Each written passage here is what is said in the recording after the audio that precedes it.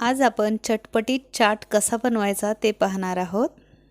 जर तुम्हाला माझे व्हिडिओज आवडत असतील तर प्लीज माझ्या व्हिडिओच्या खाली लाईकचं बटन क्लिक करा आणि अजून जर तुम्ही माझ्या चॅनलला सबस्क्राईब केलं नसेल तर नक्की करा।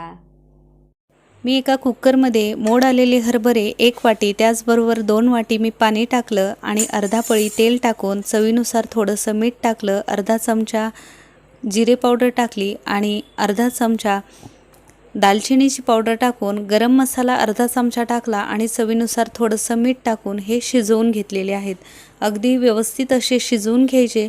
आता मी एका डिशमध्ये याला काढून घेत आहे थोडे थोडे करून। आपण याचा चाट बनवणार आहोत। आता हे चाटसाठी काढून घेतलेले आहेत। त्याचबरोबर मी इथं काही भाज्या कट करून घेतलेल्या आहेत। टोमॅटो, थोडीशी कोथिंबीर, 1 कांदा, अर्धा लिंबू आणि 1 हिरवी मिरची वापरणार आहोत आणि सजावटीसाठी 1 टोमॅटोचा उभा काप। आता आपण एक एक करून थोडं थोडं यावरती टाकून घ्यायचं। मुलांना जर असे हरभरे खाऊ वाटत नसतील तर असा चाट बनवून तुम्ही अगदी पौष्टिकरित्या त्यांना मुलांच्या पोटात जाईल अशा पद्धतीनं खाऊ घालू शकता, कारण मुलांना चटपटीत असं चाट वगैरे फार आवडतो। आता कांदा टाकल्याच्या नंतर थोडासा टोमॅटो टाकून घेतलेला आहे आणि आता थोडी कोथिंबीर वरतून टाकून घेऊया।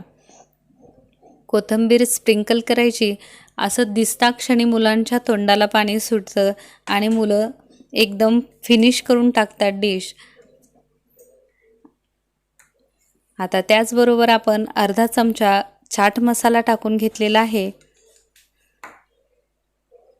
मी इथं मिठाचा वापर करणार नाही, कारण आपण हरभरे शिजवताना मीठ टाकलेलं होतं आणि इथं जिरे पावडर अर्धा चमचा टाकून घेतलेली आहे। त्याचबरोबर लाल तिखट पावडर अर्धा चमचा टाकून घेतलेली आहे। ही बेडगी मिरची पावडर आहे, त्यामुळे फक्त थोडीशी तिखट टेस्ट लागते। जर मुलांना देणार असाल तर स्किप केली तरीही चालेल। आणि इथं चिंचगुळाचं हे पाणी आहे, 1 चमचा आपण टाकून घेऊया। आता चिंचगुळाचं पाणी टाकल्याच्या नंतर थोडीशी शेव जी आहे, बारीक शेव, ती आपण वरतून स्प्रिंकल करून घेणार आहोत।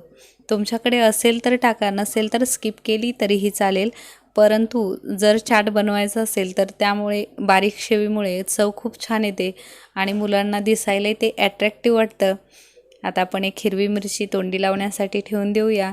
ही अजिबात तिखट नसते। सध्या मार्केटमध्ये या मिरच्या मिळून जात आहेत। अर्धा लिंबू आणि सजावटीसाठी थोडंसं टोमॅटो ठेवलेलं आहे। एकदम 5 ते 10 मिनिटांमध्ये आपला चटपटीत चाट तयार झालेला आहे आणि नक्कीच शाळेतून आल्याच्या नंतर मुलांना असं काहीतरी खावंसं वाटतं। सध्या आता पावसाळ्याचे दिवस चालू आहेत। मुलांना पोळी भाजी खाऊन खूप कंटाळा येतो, बोर वाटतं। त्यांच्यासाठी ही रेसिपी नक्की एकदा बनवून बघा आणि कशी वाटली ते माझ्यासोबत शेअर करायला विसरू नका। व्हिडिओ पाहिल्याबद्दल मनापासून धन्यवाद। पुन्हा भेटूया अशाच एका नवीन रेसिपीसोबत। तोपर्यंत नमस्कार।